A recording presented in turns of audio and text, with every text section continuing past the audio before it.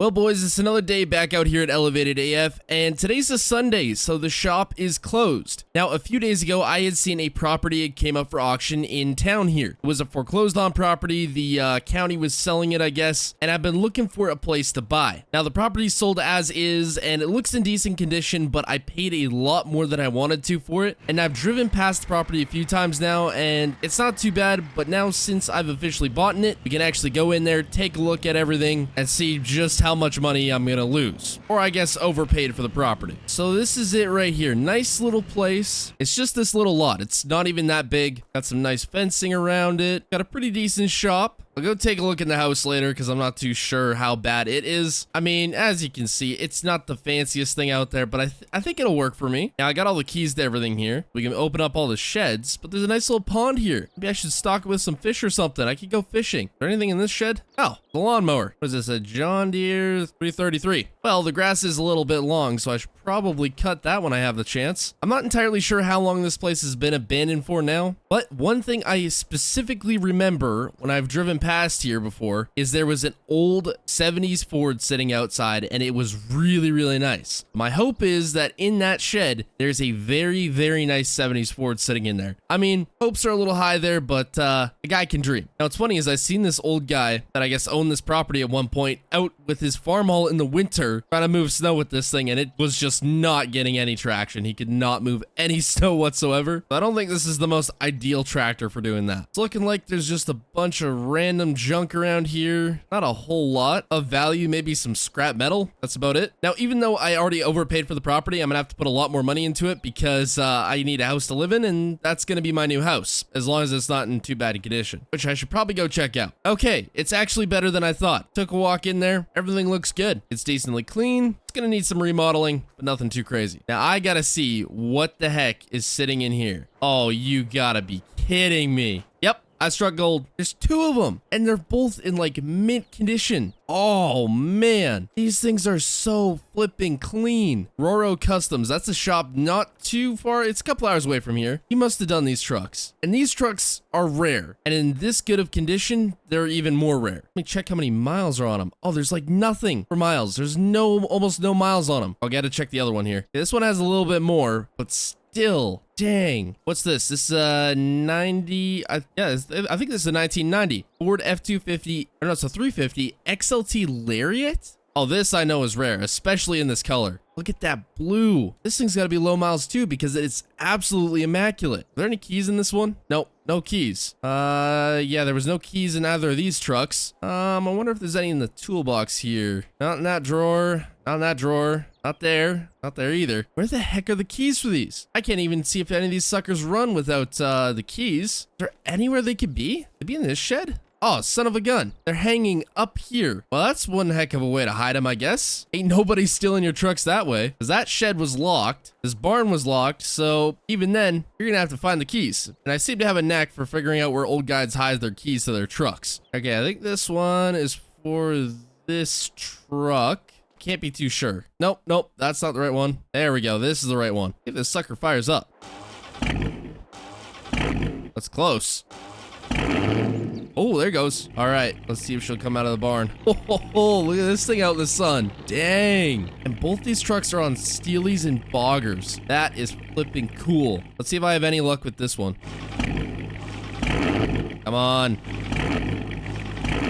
Yeah, we're running. Oh, this one's running a tad bit more rough. The boggers on this one are dry rotted, so either I'm gonna have to replace them or get something else on there. I think I have another set of wheels I could toss on here. Well, these ones look not half bad. Holy smokes, what a find. I'm gonna try and lower this lift. I don't know, it's locked, I think, right now. Yeah, it's locked into place. I don't know how I'm gonna get this off of here. There's no power to this place right now because it, of course, all got shut off. So I'm not sure how I'm gonna get this down from here. Okay, let me release the hydraulic pressure. Yeah, it's locked. Like, the lift is literally locked into place. I can't actually let it down. I don't know how the heck I'm gonna get it out of here. Because you almost gotta move it up a little bit and then pop the pin and then it'll go down. Where's the power cord for this? Okay, it's right here. What can I use? Is that gen set? Oh, it is. It's got some fuel in it. Let's give her a try. Well, no luck on the generator. I couldn't get it to start. I'm gonna go run back to the shop real quick and see if I can figure something out. Okay, so it took me a little bit. I called one of my shop guys there and they figured out how to do it. Anyways, we didn't have any power to this truck when we went to go start it, so we tried to replace the battery. We got it rolled out this far, so it's at least in the sun. Anyways, the battery didn't do anything, so I can't figure out what in the heck is wrong with this. Even got the topper on here. Such a grandpa truck. It is cool though. Wait a minute. If I know old guys that own Ford trucks, there's a master cutoff switch on this truck somewhere. But basically what a master cutoff switch does, I think there's maybe a different word for it, I'm not too sure. Anyways, it's a switch that you can flip that basically turns off all power to the truck. So if it's sitting for an extended period of time, you can flip that switch. It's not going to drain the batteries. No voltage is getting pulled at all. And then eventually, if you want to fire the truck back up again, you flip the master switch and the batteries are good to go. I just now have to find this master switch if there is one. Oh, right on the corner down by the seat. That's a tricky place to put it. It's if you're not looking for it, you won't see it. Okay, fire it up.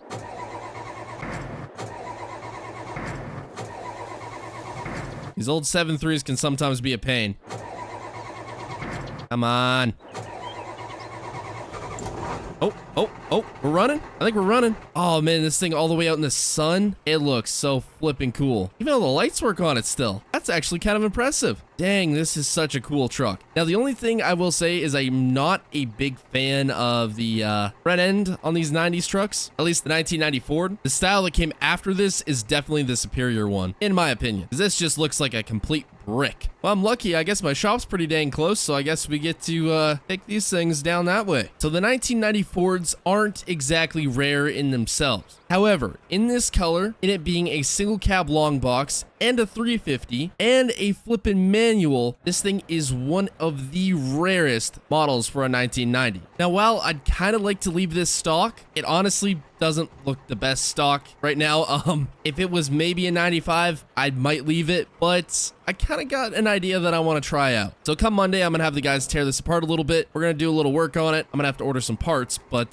this camper shell's definitely coming off. It's cool, but yeah, just not rocking with it. Looks too much like a long box Ford Bronco right now. Like, please tell me I'm not the only one that sees that. That's a long box Ford Bronco. It honestly looks like one. So I'm gonna be leaving this truck the way it is. I'm not changing anything up on it. The only one I might be changing up the wheels and tires on is the red and white Ford, just because the boggers are so dry rotted on those steelies it's got, so we might change it up. I think I got a set of other wheels and tires I can toss on it. But this thing is so flipping cool and it sounds so good.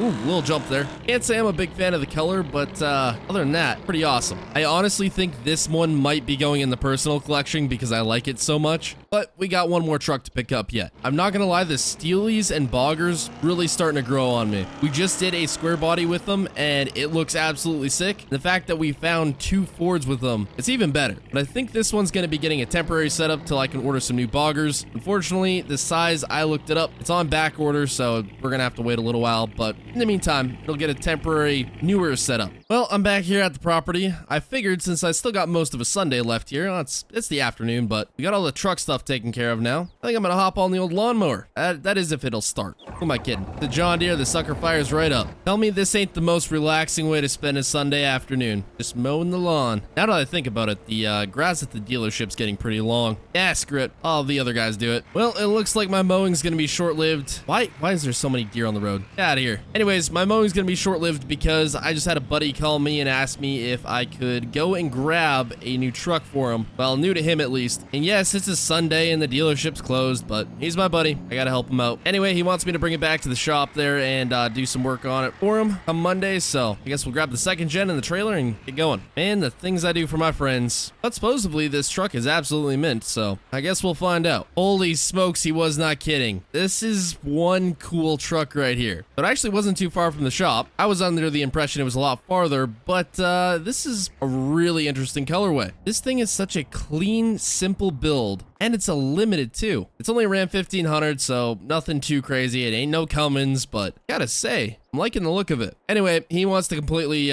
take this and jack it up and put some boggers on it, out of all things. I guess he wants to do like an off-road mud bogging style truck. I'm not too sure. Anyways, I think we got all the parts that he wants for it in stock, so we should be able to knock it out by Monday. At any rate, I've got some more mowing to do, so I'm gonna get back to my property. Well, it is Monday afternoon here. I've spent all day working on the property, but the guys just called me and said the trucks were done for the day. They got them knocked out crazy fast, and it looks like my buddy's truck's done too. Okay, it might have got a little cleaner. This actually looks kind of cool. So we ended up going with a Ranch Hand bumper, custom grill, Alpha X headlights, which look pretty dang good. Stuck with the same American Forces, but tucked some absolutely meaty tires on there. Some big old mud flaps so he could, you know, not get his truck absolutely covered in mud, even though, yeah, that's still gonna get covered in mud. We wanted a back rack and a toolbox on there as well. This actually just came out super sick. I actually kind of like it. We also tuned it too, so it goes a little bit faster, and added some amp steps. But I don't want to see what the guys did with the other trucks.